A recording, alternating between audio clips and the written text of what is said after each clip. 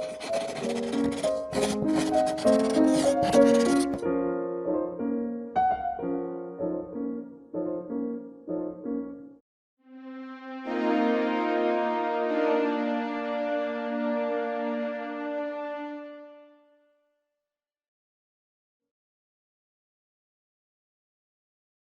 you start making a living making art and making a living off of your work, can you talk a little bit about that, about the business side of it, about the clients that you're working for, and how you approached it? One of the things that I personally find fascinating about people who make a living making things is how they connect the dots between the arts and business. And you've been making a living making things for a very long time, so I'm curious about how you connected those different components that seem so left brain, right brain, how you brought them together. Survival, because I didn't really have any other skills other than sewing, and I'd worked in a garment factory once and worked on piecework, never again. So I did some independent sewing for people. But so you're raising a kid, and you're doing that primarily through generating creative endeavors. Yes, out of my home. And then I think, I can't remember how it happened, but I applied for a job at the St. Pete Times part-time, and I brought my portfolio, and they published, at that time, I think Roy Peter Clark was the publisher. They published a magazine called The Floridian, and they started hiring me to do illustrations. So some of those reprints I actually brought with me tonight. So I would work there, do that during the day, working at home, and waitress at night. And so I started doing that and being published by them. And I had a friend that I met in London. She was an illustrator, and I saw her being successful as an illustrator in New York. And I thought, well, I'm probably not going to be able to do that here. However, I started mailing out samples, and then I did the first act that really got everything rolling was at that time, and they still do, they distribute books about this thick to art buyers. There's one workbook, another one American Showcase, and at that time it cost $3,500 to do an ad, and you to get it was a full page. In Showcase, it was a full page. Yeah. So a year ahead of time, send off that money, and then by the time the book comes out, it's ready to commit again. Well, the book came out, no one called me. I figured, I just threw money off the Sunshine Skyway. And 3 weeks later, I got my first book. I did a series of book covers for Avon Books, which is a division of William Morris, for $7,500, and then I got another $7,000 or $8,000 job, and then another. That said, it was too late to commit for the following year. So you missed a year. So I missed a year, but they have a shelf life. Plus, if somebody knows you deliver on time in that business, you're gold. Because the turnover time is brutal. It's just brutal.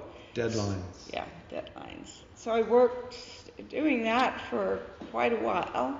I've had studio spaces in some incredible places in downtown St. Pete. I've pretty much always worked out of the home. So my first studio space was building a Taste for Wine, on Central Avenue. You remember when I was there? Yeah, $300 a month, and had that balcony. Of course, Central Avenue and Janice Landing were, the people would be drunk downstairs from me at Mastery's at 8 a.m. Yeah. That's what it was like. I have to wonder if it's changed. I don't even know if it's still there. So I was there for 7 years until the area went up. And then from there, I was lucky enough to go 1 block down to the Snell Arcade. And I had, for the most part, the entire second floor, 1,700 square feet. What year was that? For $300 a month. That was in the 90s. I was also teaching at Ringling. at that time. I taught at Eckerd as an adjunct, and then I taught at Ringling because, you know, you do the work and send it off, but 4 months later, still no money. You never know when you're going to get paid or stiffed, which it didn't happen much. It only happened once, actually, I'm proud to say. And from there, I was upstairs over the Lucky Dill for, it was going to be 3 months. It ended up being 11 years. Until the cigar smoke from the cigar bar down below just smoked me out. Then I went and looked for alternative places and went to a church. Ruth Pettis, the lettering artist, was across the hall from me.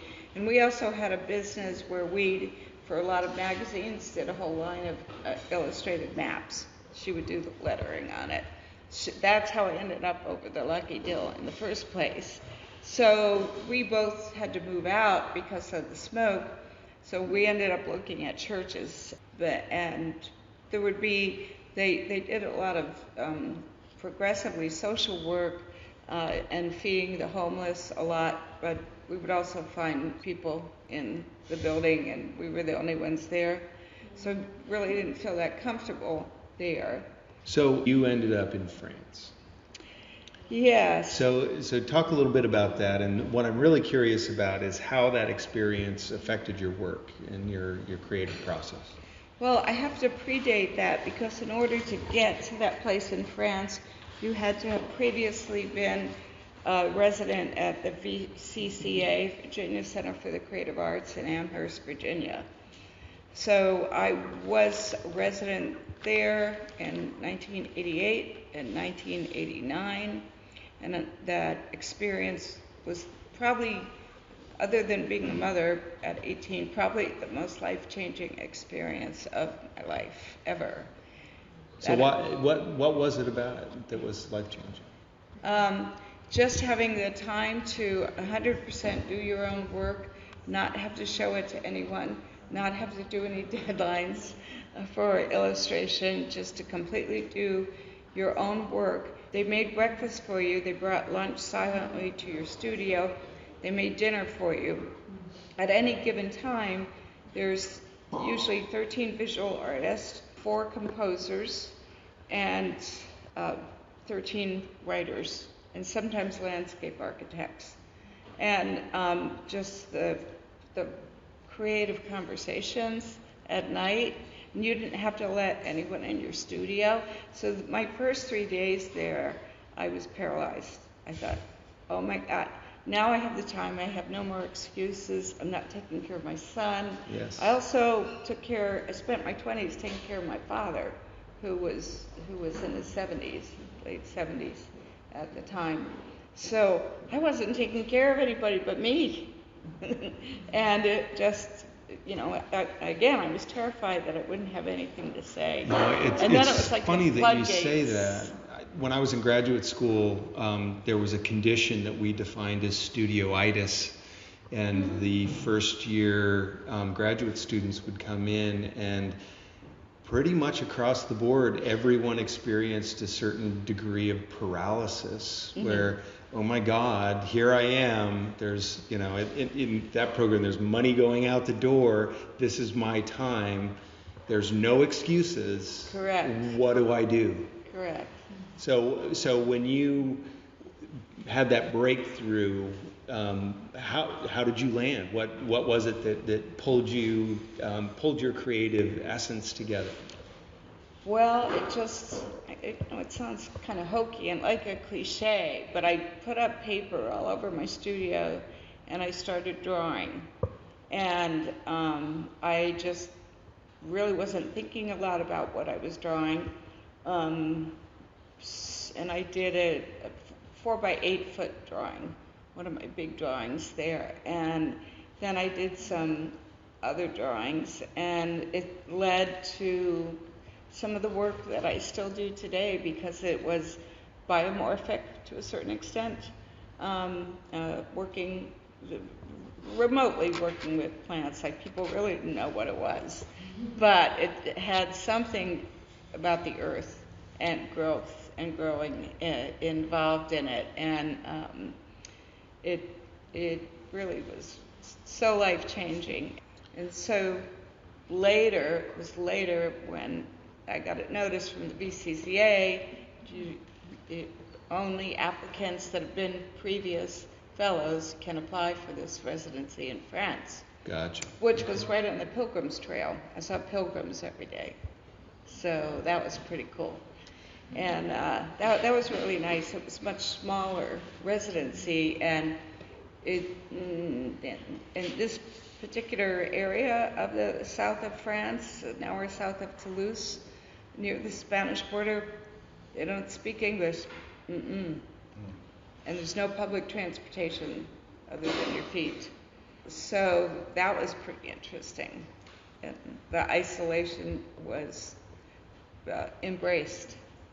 So you mentioned biomorphic forms. Can you talk a little bit about your inspiration as an artist, what it is from those childhood experiences and the different points across your life that have found a voice in your work? Well, there's a couple. Going through Boyd Hill years ago and going through and seeing where plants would be, because it used to be a lot colder at that time.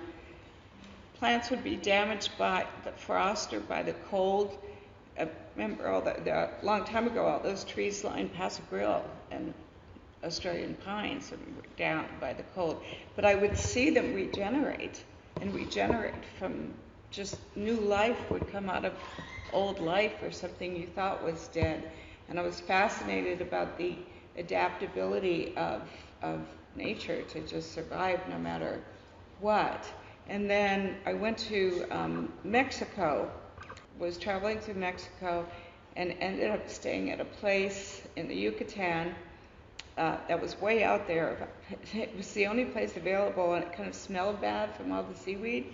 But once you get out there, you didn't smell it. However, the palm trees, because the winds were so strong there, the palm trees would grow and the wind would knock them over and they'd be upside down like this. One of my first seminal paintings that really is reflective in a lot of this work was of those trees. Their tops would be on their bottoms. But they're still living. And I was just fascinated by survival and the beauty in it and the malleability and changeability of everything. The perseverance of nature. Yeah.